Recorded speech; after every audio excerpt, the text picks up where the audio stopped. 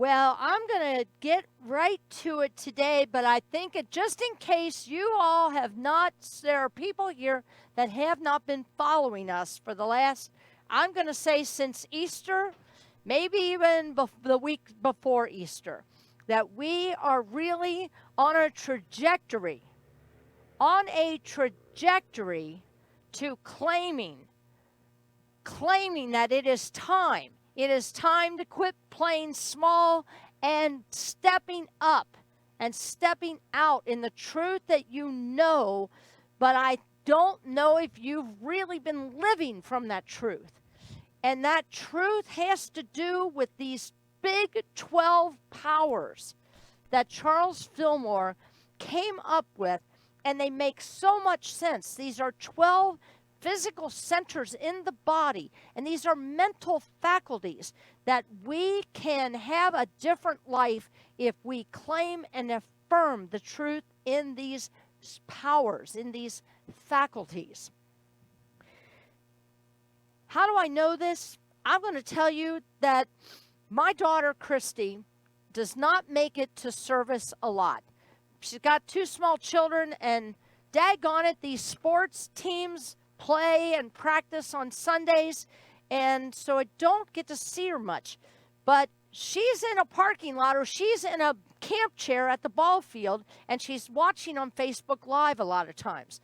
And I saw her last week comment on these 12 powers I'm talking about and saying, "Mom, I got to take this to my staff, to the teachers at Newport. I got to take it to the parents, because she's looking at it as non-secular, that these powers are not about a religion. These powers you came with when you were born. You were endowed with these powers. But the key is to activate them inside of ourselves. And the only way we can activate them is to speak to them. We need to speak affirmatively to these 12 powers. Now, I think somewhere along the way last week, I literally said to you guys, what's in your backpack? And for the next, let me think, 4 weeks, this be week 1, I am going to be speaking about what's in your backpack. Well, this week, every week, we are going to cover 3 of those 12 powers. So what is in my backpack this week? The spiritual power of faith. The spiritual power of faith. The spiritual power of strength.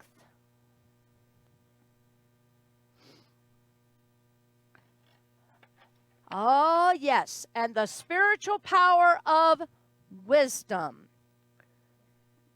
Wisdom. Don't worry, I'm going to go into some detail and some application here of what do these 3 powers have to do and how can you activate them more in your life. Talking to the I am. Do you know what I'm saying when I say that? Talking to the I am is what we call in Unity affirmations. I am enough.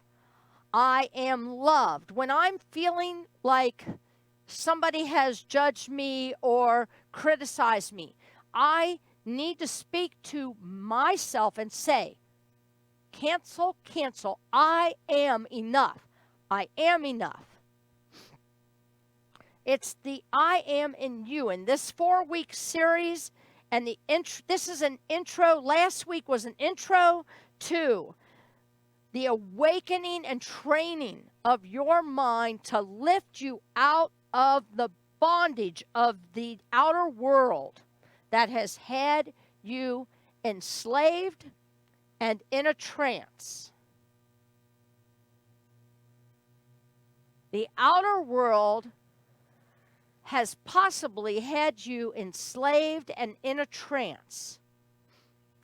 I get hooked and I get in a trance believing that negative statements or negative situations are the truth of me. And I quickly have to turn that around, or I will stay in that for an hour. I will stay in it for days. I have stayed in it for years. But I now know I don't have to stay there. We have a choice. We have a choice all the time to turn it around. You know, what is it? What if do the hokey pokey and you turn yourself around really is what it's all about? I think it is. Today I am talking to the church. Do you know what the origin of the word church means?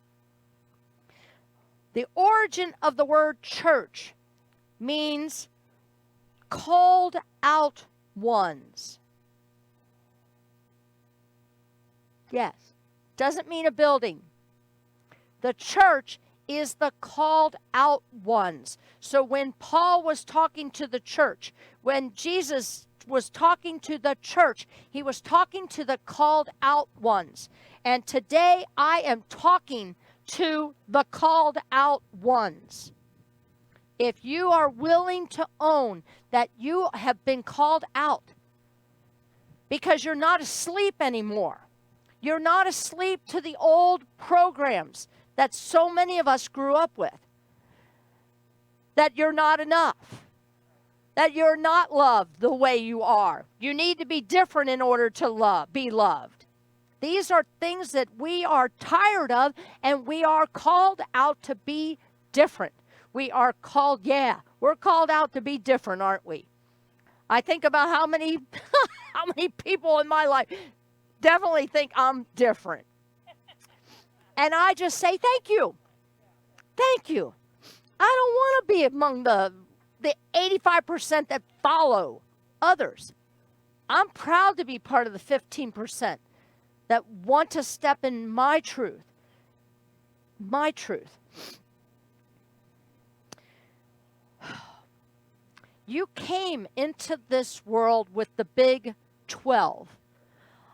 After last Sunday and after my daughter called me and we were having this conversation, I'm like, oh my gosh, I am going to get little backpacks and I'm going to write on them, the big 12.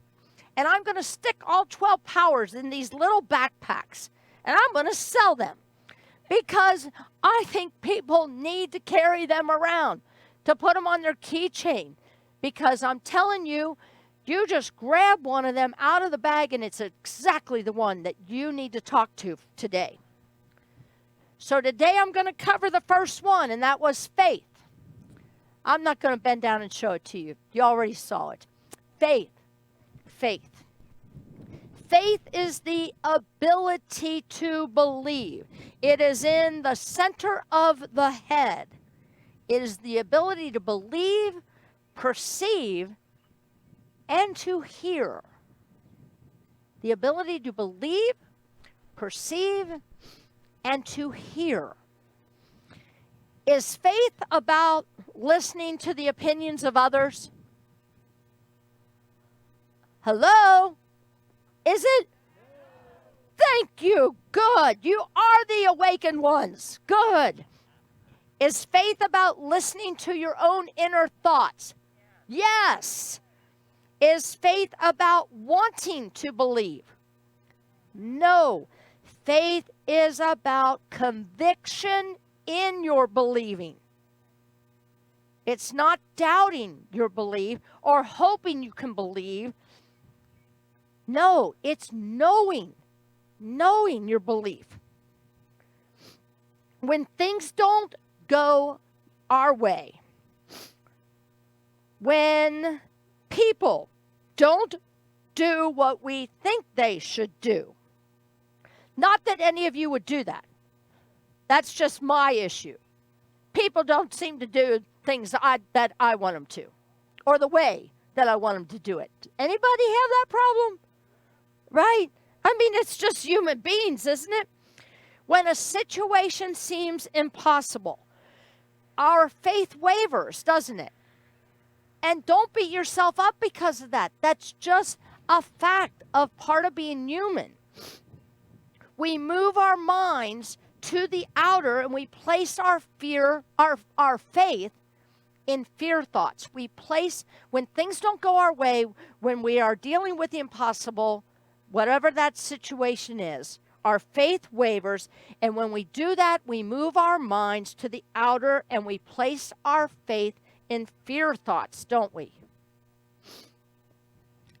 When that happens, and it does, and it will, you've got to stop the mind.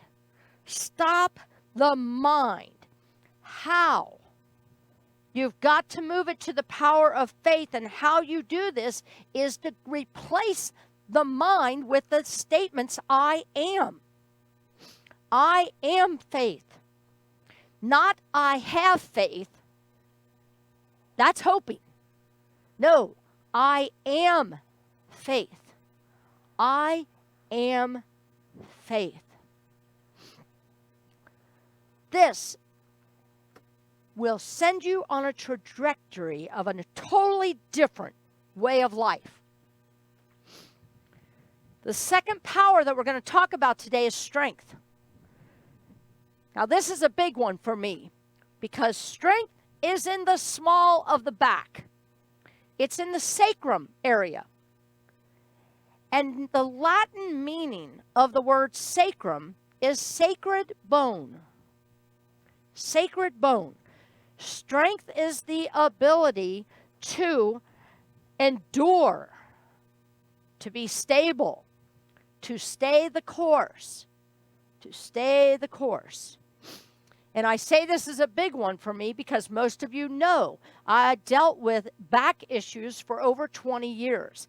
And finally, I started with my upper back, ended up with major lower back issues, and had major back surgery in August. And I look at my life and how unstable I lived my life for the first 40 years. And it wasn't until I started coming to Unity to where I heard about me being responsible, me having the power to make my choices, because I was a big one to listen to everybody else's opinions. I wanted to be the good little girl so people would love me. So I didn't even know what my truth was.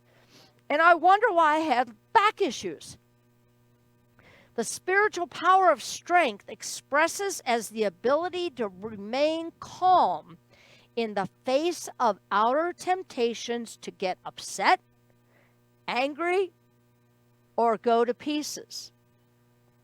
Anybody ever felt like they were falling to pieces? Yes. And I look at some of you that have had major losses this year. And you spent time falling to pieces. And it's not about beating yourself up for that. It's allowing yourself to experience that, but don't stay there. That's the key. You have to get on and draw and say, I am strength. I am strength. There's a big difference here. It is not about saying, I am strong. I am strong. No, I am strength.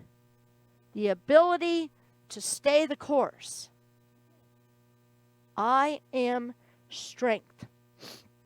When you say this to yourself, you will wake up and be able to handle bumps that come up on the road. And bumps are always going to come up, aren't they?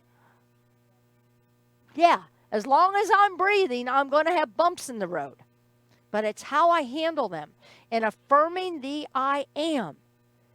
Again, I'm not telling you anything that you didn't know as a child, a little child, before our well-meaning teachers told us what we were not.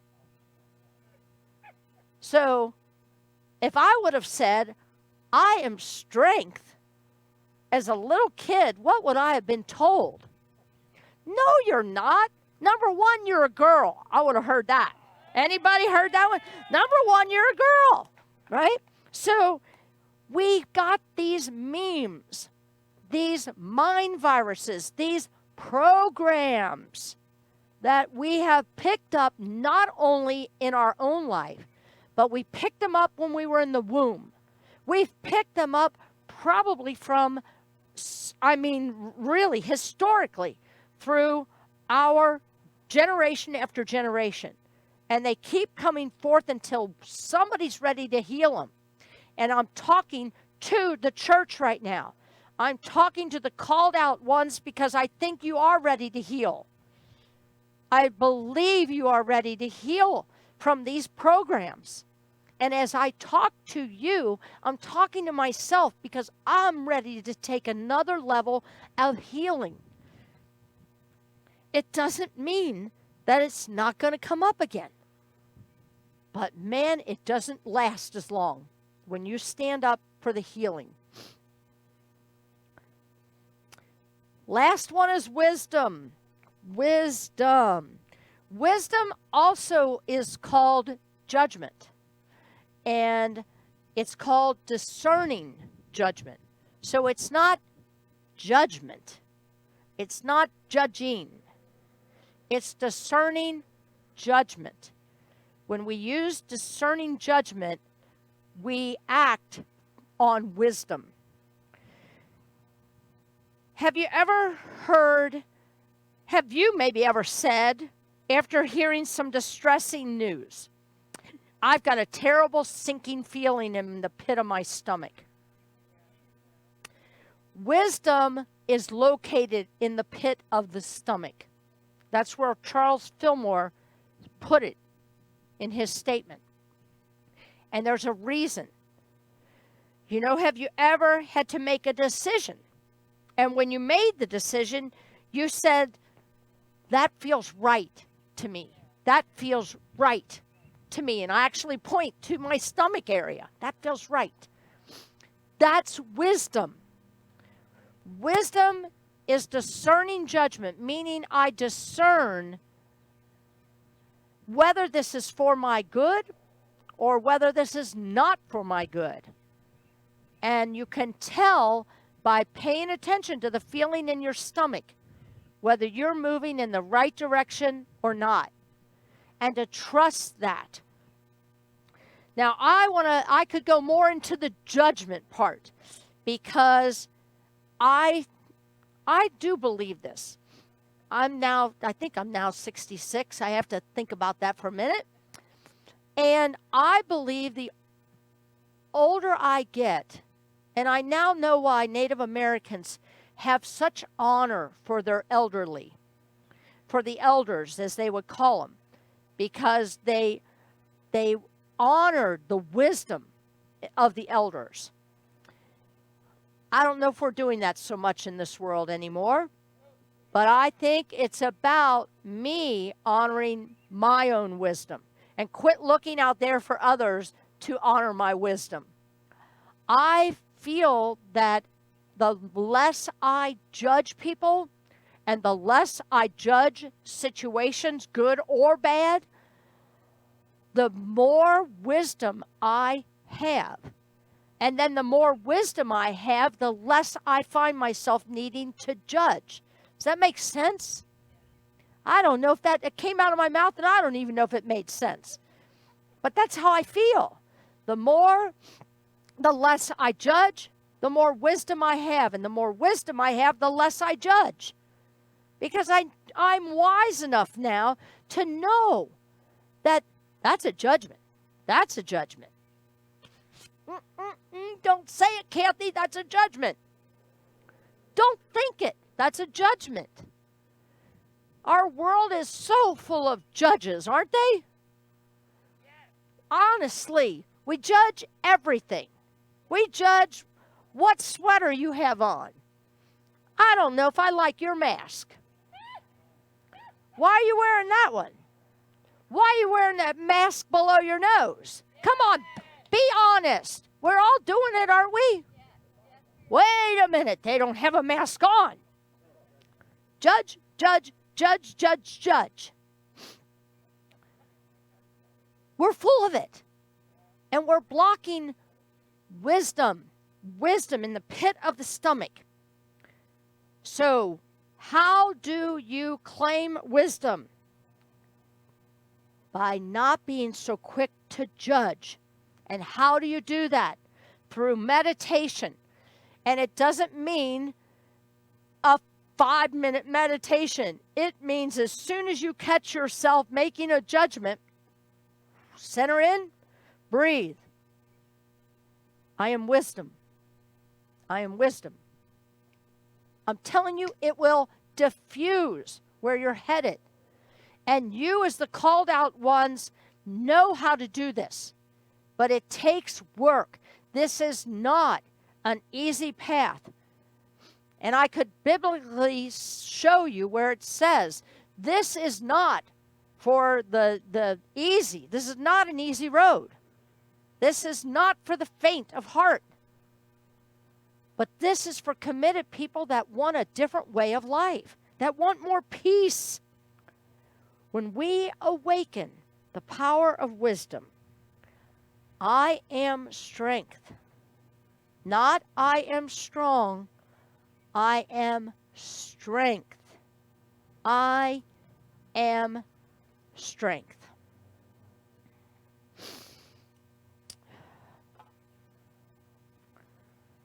This awakening, your 12 powers, takes commitment. It takes a commitment to look at oneself in the mirror.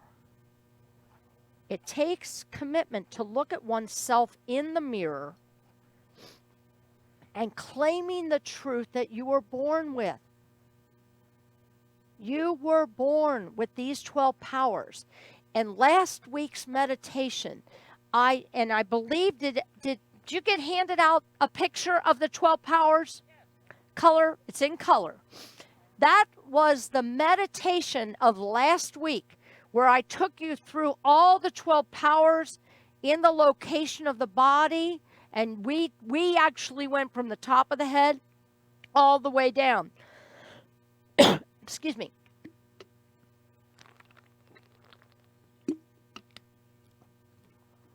That meditation is on YouTube.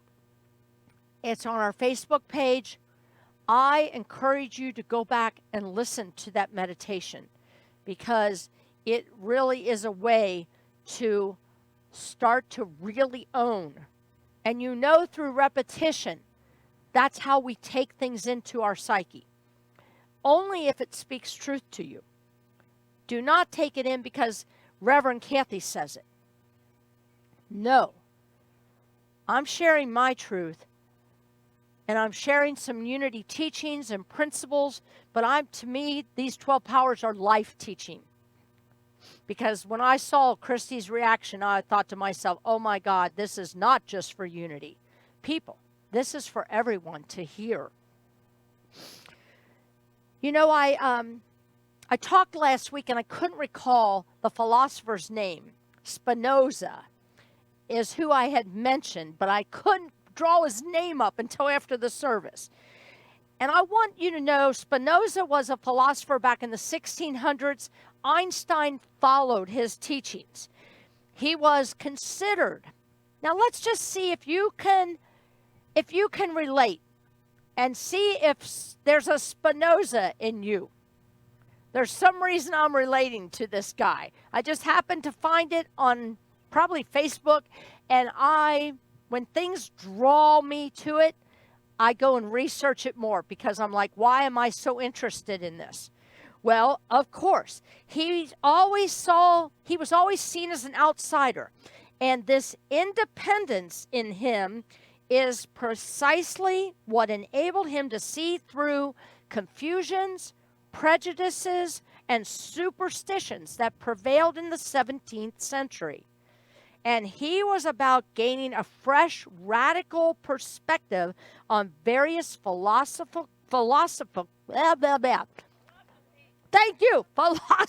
and religious issues. Can you relate to that? Yeah, that's what got me here.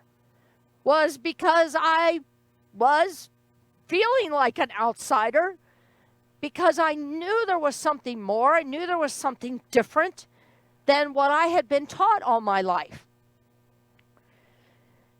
there's, he talked about nature and the distinction of nature, and that God and the world are not two different entities, but two different aspects of a single reality. God and the world are two different aspects of a single reality. If that speaks to you, if that sounds interesting, then I'm going to tell you to check out Spinoza, because a lot of what he seemed to be talking about, and he was not a highly educated man. He just knew. He knew this since he was a child, that what the kings and the churches were teaching did not fit with him. And of course, he was excommunicated from the Jewish faith, from the Christian faith. Nobody wanted to have anything to do with him because what he was saying was heresy. Can any of you relate to that? Yep. So I have to be always careful, what I share and who I share it with, because it's not, what is it? Unless you have ears to hear, they won't hear it. And so I just have to know that I have figured out a way to speak this teaching and it not be religious and not be threatening to people. You are endowed with these powers. Now, what you do with them as we proceed through the next weeks is up to you.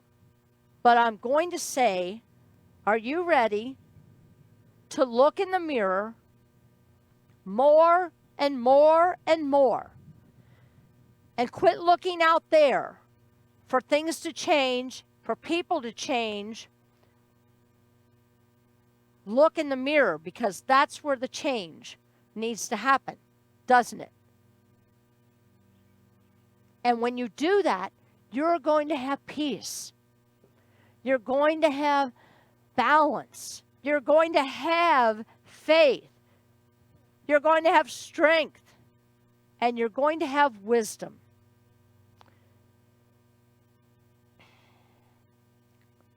So with that, I leave you today, knowing that you and I are part of the called out ones to make a difference in this world, to leave your mark in this world.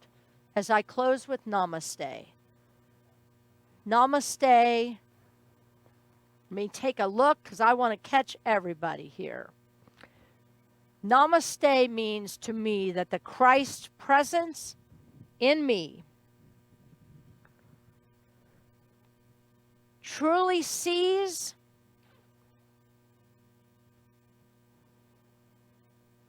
and honors that Christ presence in each and every one of you.